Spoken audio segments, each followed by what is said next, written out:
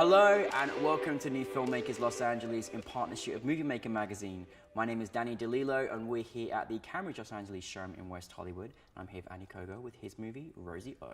Let's take a look at the clip.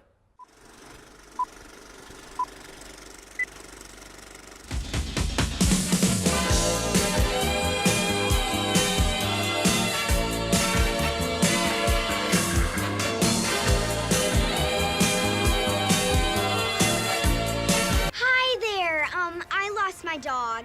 His name is Rosie.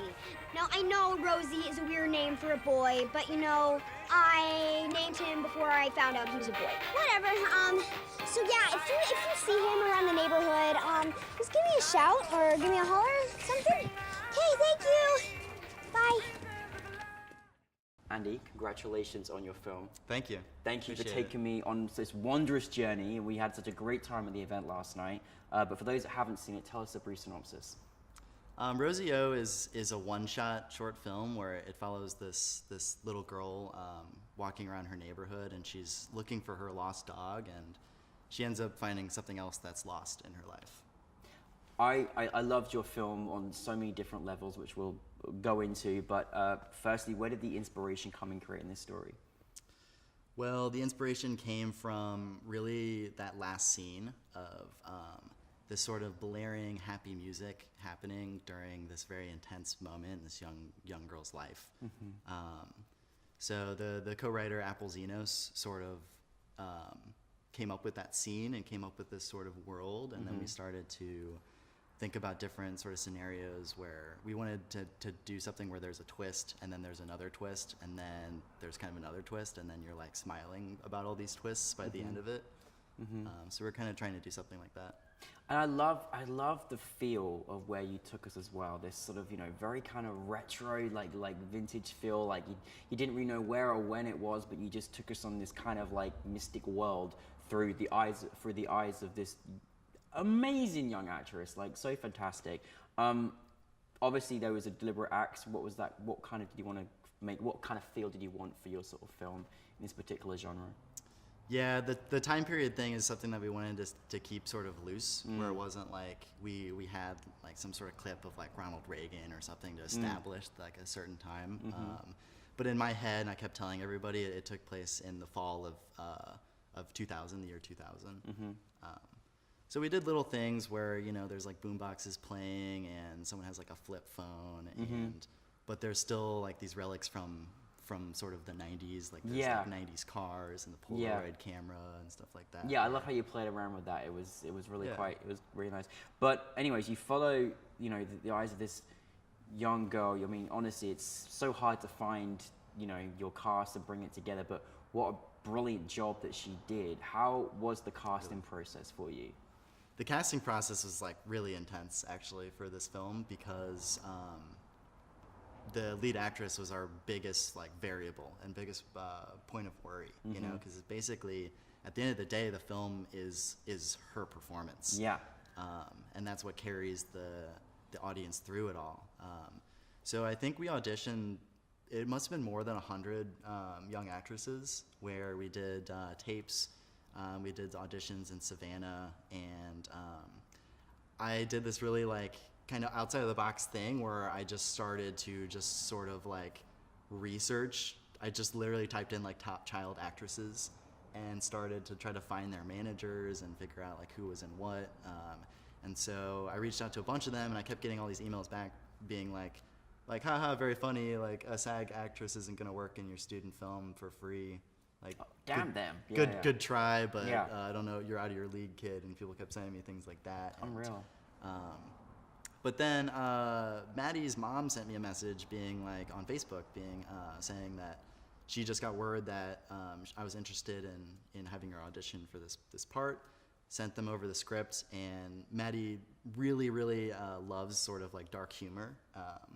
And so she loved the script and thought that she would be great for it. So they sent in the tape, and in the beginning of the tape, she's like, "Hi, I'm Maddie. I'm 4'5" and I'm from Calgary, Alberta." And she just laid out all of her info in like 20 seconds, and it was amazing. And even within watching that 20 seconds, I was like, yeah, no, she's probably gonna be the one. And she really is a phenomenal young actress. She is. Like, She's great. You know, like you said, she is, you know, essentially a performance delivers the film of how you want to do it. So it's such a vital important when you've got a character that's so fundamentally important to the journey of the film as well. Now, again, what's it like? Because, you know, you're working at independent level. You've got this follow the journey of this girl, but you're also taking her and certain experiences that, you know, it's pretty difficult for adults to deal with, let alone children. So how do you work that into working with your actress, as an example? Like seeing what obviously she had to see in the film. I know, there are so many layers to her performance, and that's why Apple and I co-directed the project as well, because Apple was more focused on exactly what you were talking about, of like getting her to that space and sort of being more involved in this world and this character, while I was more focused on like where the camera is and where she is. And so it was cool to have two of us sort of talking to Maddie, where Maddie knew when she was talking to Apple that she was talking about sort of her backstory and the character and motivations and doing some improv and things like that. And then when she was talking to me, she knew that she was talking about blocking and she was talking about timing and things like that. Yeah, obviously it's really nice when you've got a great person to work with, where you've got that dynamic, where you've got utilize each other's skills and you know, it's very wondrous when you've got a great team, isn't it? I mean, that's fundamentally what filmmaking is about. You know, you can't make a movie by yourself, and that's right. Why would you want to? That's not fun. That's right. That's right. What would you say, in your opinion, what was kind of the hardest thing that you went through, the biggest challenge that you went through? The biggest challenge was just our actual day of shooting, because we decided to do it all in one day. Wow. Yeah, where we did the whole thing. So it's actually, you know, it's this one-shot film, but it's actually 4 shots that we stitched together in post-production. Actually, I misspoke. It's been so long since I shot. We shot it in 2 days, actually. I mean, we'll let you off 2 days. I mean, you know, yeah. But yeah, so the most Amazing. the most difficult part of this film was just the actual shooting process and creating this sort of one-shot feel. And it was like I said last night, where it was like the fact that the sun goes down at the end of the day is really like the most difficult part of our shoot, because we had just so many limitations of what we could orchestrate in a day. And so the first take is 3 minutes and 43 seconds or something like that, where she's by the bus and then walks all the way to the house and around the house. And then when we pan to the right over through the back door is when we do the first cut. And so it was that shot that was definitely the most intense and stressful, where we had we closed off both sides of the street, and we had police officers on both sides of them, and we had this school bus that was like actually full of kids that got off of the bus, and we had to orchestrate them, and there were 13 extras in that shot as well, and some picture cars and stuff like that. And yeah, it was just orchestrating all of that, and even with 3 days of rehearsals and 6 months of pre-production, it still didn't feel like enough for what we were trying to do. But I love that you mentioned all that, because, you know, we really do take it for granted, particularly independent filmmaking, of all those elements that you just said, like orchestrate and, you know, the extras and different people. And, you know, listen, 6 months of pre-production for 1 day, which means on that day you've got to get it right, you know. Yeah. And there's a real fear factor that people underestimate. Is I have been on those sets where, you know, your heartstrings start to go down because you've got a time limit, the sun's going down, your f-stop's going, you know, it's all over the place. And so, you know, you've got to make it happen, and you did that. Yeah, we had a good time, but it was, I think, the most stressful shoot I've ever done, just because there's so many things that could have gone wrong, and this was our one time to make it happen. So how does it feel then when you've worked for all of that and you have your film, a NewFilmmakers LA, in front of an audience? What's that feeling like to see the film on the big screen after all the hard work you put into it? It's just a really great feeling. That's all It's that really it is. true. Yeah, it's just I'm very thankful for the opportunity. We're play the thankful movie. for you, because honestly, it's, you know, it's that's what it's about, isn't it? And what sort of audience reaction have you got so far? It's been all over the place, man. I played in a horror block last night, which is cool. I think it was the first time it played as a horror film. It's played in comedy short film blocks and student short film blocks, drama, just regular short films, and then now a horror suspense block too. And It's so not bad when you've got all those genres know. in one film, to be honest with you. That's fantastic. yeah, you know, Yeah. we didn't set out to do a genre, and so I put, you know, it's a college project, and you have to put the genre and everything. So I put drama, and I started to work in experimental drama towards the end of me talking about it. And as soon as I started to get into this one shot sort of thing, I started to think about it more experimentally. But yeah, the audience reactions are all over the place. But and you know, there's people that don't like the film, you know, which is, for me, it's kind of cool, and I'm glad that people are honest about that. But there's people that really like it, you know, and at New Filmmakers, I think it was my favorite audience reaction that I've had so It's far. the heart. That's good. Where We had a great audience. yeah, honestly, it was a great audience because people just got it like immediately. How the beginning kind of is slow and a little bit awkward, but it's supposed to be funny in that way.